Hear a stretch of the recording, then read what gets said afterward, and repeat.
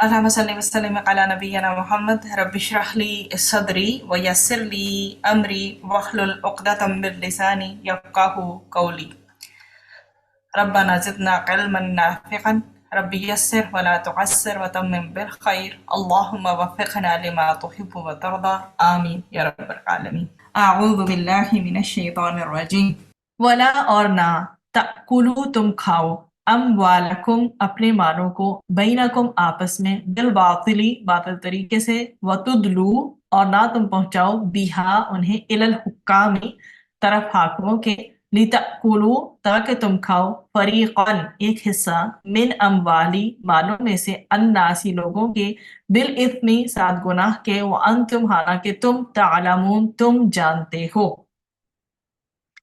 ایک دوسرے کا مال آپس میں نہ کرو. کیا نہ کرو؟ ناحق طریقے سے نہ کھاؤ اور ان اموال کو حاکموں تک بریکٹ میں آپ یہ لکھیں کہ رشوت کے طور پر نہ پہنچاؤ تاکہ تم لوگوں کا مال کا کچھ حصہ جان بوجھ کر ناجائز طور پر کھاؤ. بالباطل جو ہے باطلام سے ہے ناجائز طریقے سے ناحق طریقے سے غلط طریقے سے.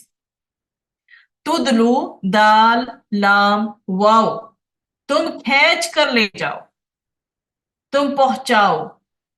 ٹھیک. اور پھر آگے ہے فریقاً فار اور قاف سے کوئی ایک حصہ یا کوئی حصہ جماعت گروہ اور یہاں اسپیشلی اس آیت میں جو ہے وہ ایک حصے کے طور پر ایک پورشن کے طور پر یہ بات لی گئی ہے. ابن ابی حاتم نے سعید بن جبیر کی روایت سے بیان کیا کہ ایک صحابی ربیہ رضی اللہ عنہ نے نبی کریم صلی اللہ علیہ وسلم کی خدمت میں حاضر ہو کے ایک دوسرے صحابی کے حوالے سے ایک زمین سے متعلق یہ دعویٰ کیا کہ اس نے میری فلاں فلاں زمین غصب کر لی. تو نبی کریم صلی اللہ علیہ وسلم نے فرمایا کہ تمہارے پاس اس امر کے کوئی گواہ ہیں؟ تو حضرمی نے عرض کیا کہ میرے پاس گواہ تو نہیں. آپ صلی اللہ علیہ وسلم نے فرمایا اگر گواہ نہیں ہے تو عمر القیس کی قسم پر فیصلہ ہوگا. عمران رضی اللہ عنہ القیسی سن کر قسم کھانے کے لیے آمادہ ہو گیا. تو نبی کریم صلی اللہ علیہ وسلم فرمایا اگر تو اس غرض سے جھوٹی قسم کھائے گا کہ اس کا مال ناحق کھائے تو قیامت کے روز اللہ تعالیٰ سے ناراضگی کی حالت میں ملے گا. تو یہ سن کر اس نے قسم کھانے کو ترک کر دیا اور زمین مدعی کے حوالے کر دی اور اس پر یہ آیت پھر نازل ہوئی.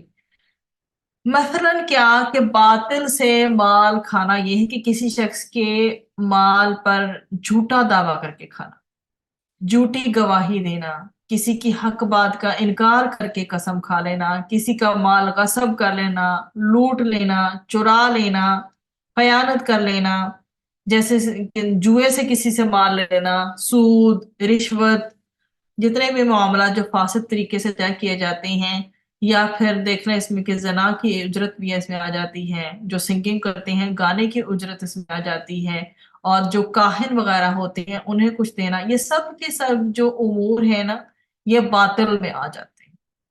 تو اس آیت میں کیا خاص طور پہ واضح کیا گیا ہے کہ اپنے مال آپس میں باطل طریقے سے نہ کھاؤ اور نہ ان کو حاکموں کی طرف کھینچ لے جاؤ تاکہ لوگوں کے مال کا کوئی حصہ جو ہے گناہ کے ساتھ کھا جاؤ اس حال میں کہ تم جانتے ہو.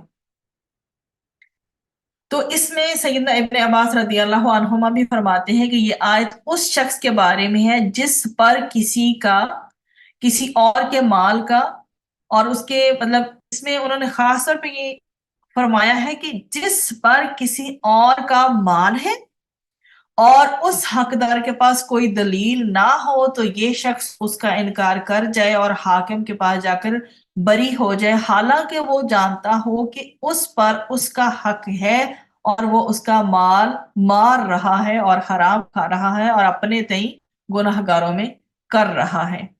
تو اس میں واضح حکم یہی آیا ہے وَلَا تَأْكُلُوا اور نہ تم کھاؤ یعنی نہ لو اموالکم اپنے مال اس سے مراد ہے کہ دوسروں کے مال اور دوسروں کے مال کو اپنا اس لیے کہا کہ مسلمان کو اپنے مسلمان بھائی کے لیے وہی کچھ پسند کرنا چاہیے جو اپنے لیے وہ پسند کرتے ہیں. دوسری اگر وہ آج اپنے بھائی کا مال کھا رہا ہے تو جب اس کو قدرت ہوگی تو وہ اس کا مال کھا لے گا. تو مال کھانے کے دو طریقے ہیں. ایک تو ہے حق کے ساتھ کھانا اور دوسرا ہے باطل کے ساتھ کھانا. اللہ سبحانہ و تعالیٰ نے کسی دوسرے کا باطل طریقے سے مال کھانے کو منع فرمایا ہے کیونکہ یہ حق پر مبنی چیز نہیں ہے. یہی ہماری اس آیت کا ٹائٹل ہے کہ لوگوں کا مال ناحق کھانا اور اس کا پھر مقصد بھی. تو باطل طریقوں سے مال جن بھی ناجائز طریقوں سے کھایا جائے ان میں یہ سارے فیکٹرز آ جاتے ہیں. رشوت بھی آ جاتی ہے، چوری، غصب کرنا، ڈاکہ مارنا، ناحق دغا بازی، ہیلا سازی وغیرہ کر لینا. اس میں وہ معاوضہ بھی شامل ہے جو بھی حرام کیٹیگری میں آتا ہے. جیسے یہ جو انٹرسٹ ہوتے ہیں، سود کا لین دین ہے، اس طرح میں نے جوئے سے جو بھی مال حاصل ہوتا ہے وہ سارا.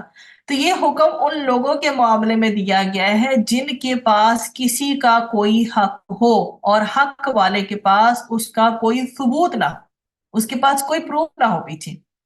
تو اس سے فائدہ اٹھاتے ہوئے کوئی شخص عدالت سے اپنے حق میں فیصلہ کروا لے تو یہ ظلم ہے. کسی عدالت کا فیصلہ حلال کو حرام جو ہے اور حرام کو حلال نہیں کروا سکتا. ایسا شخص اللہ تعالیٰ کے نزدیک مجرم ہے جو حق پہ نہیں تھا لیکن اس نے اپنے اثر و رسوخ کا استعمال کر کے وہ چیز اپنے حق میں کروا لی ہے. دنیا میں تو چلے وہ وقتی طور پہ گزارا کر لے گا لیکن آخرت میں اس کی سزا ہے. اسی طرح خرید و فروخت ہوتا ہے جو آپس میں جو سودے طے پاتے ہیں، اور دھوکہ اور ملاوٹ وغیرہ بھی اس میں آتی ہیں. اب آپ یہ دیکھیں کہ دھوکے اور ملاوٹ سے کون سی چیز بچی ہوئی، کوئی ایک دیکھ لیں. تو جو دھوکہ اور ملاوٹ کے ذریعے بھی جو حاصل ہوا مال ہے وہ بھی اس میں شامل ہو جاتا ہے. اسی طرح اگر مزدوروں کا کام کسی کام کی اجرت لینا اور اس کے بدلے میں پورا کام نہ کرنا تو وہ بھی حرام ہے.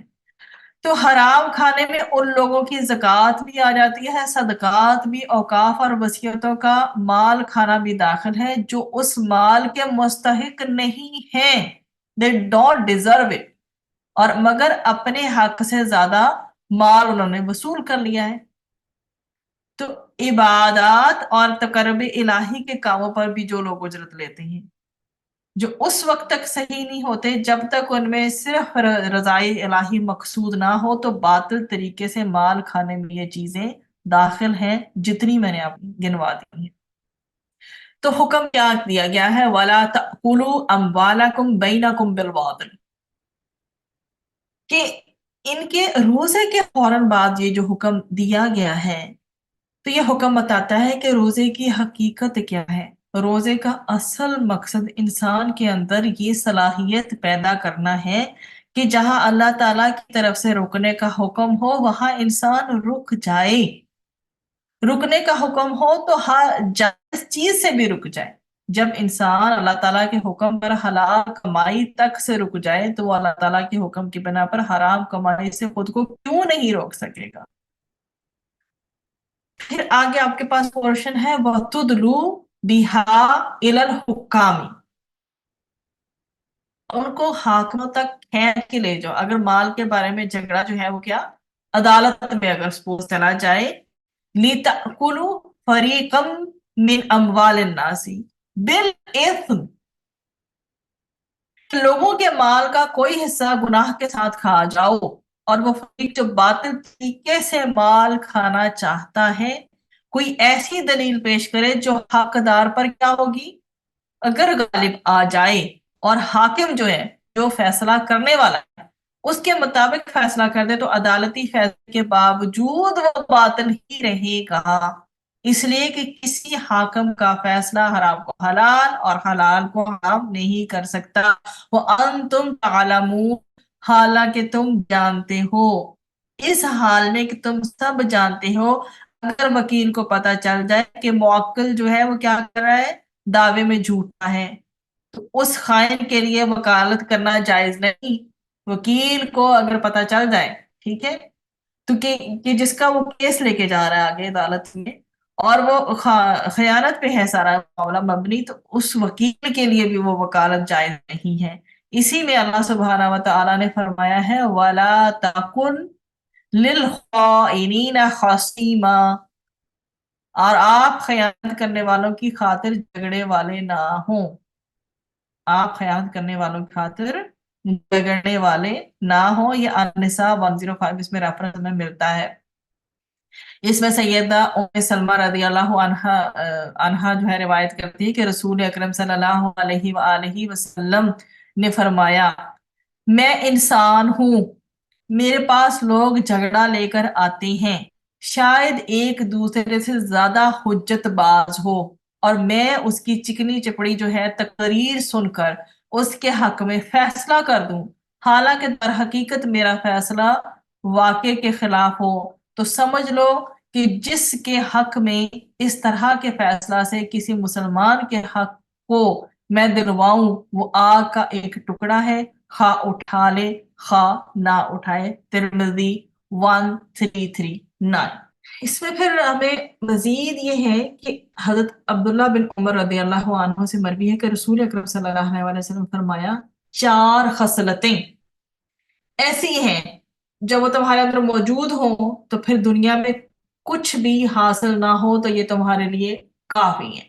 اور وہ 4 خصلتیں کیا ہیں؟ امانت کی حفاظت، نمبر 2 سچ بولنا، نمبر 3 حسن خلق، اور نمبر 4 کھانے میں حلال کا اہتمام۔ اور اس میں ہمیں بہت پہلے ہم اس حدیث کو ڈسکس کر کے آ چکے کہ حضرت سعد بن ابی وقاص نے نبی کریم صلی اللہ علیہ وسلم سے درخواست کی تھی کہ میرے لیے یہ دعا فرما دیجئے کہ میں مقبول الدعا ہو جاؤں، جو دعا کیا کروں قبول ہو جایا کرے۔ تو نبی کریم صلی اللہ علیہ وسلم نے فرمایا، اے سعد، اپنا کھانا حلال اور پاک بنا لو، مستجاب الدعوات ہو جاؤ گے، اور قسم ہے اس ذات کی جس کے قبضہ میں محمد مصطفیٰ صلی اللہ علیہ وآلہ وسلم کی جان ہے، بندہ جب اپنے پیٹ میں حرام لقمہ ڈالتا ہے تو 40 روز تک اس کا کوئی عمل قبول نہیں ہوتا، اور جس شخص کا گوشت حرام مال سے بنا ہو وہ گوشت تو جہنم کی آگ کے لائق ہے۔ اللہ سبحانہ وتعالیٰ مجھے اور آپ کو، ہم سب کو جہنم سے بچائے۔ اللہم اجرنا من النار۔ سبحان ربک رب العزت عما یصفون وسلام علی المرسلین والحمد للہ رب العالمین۔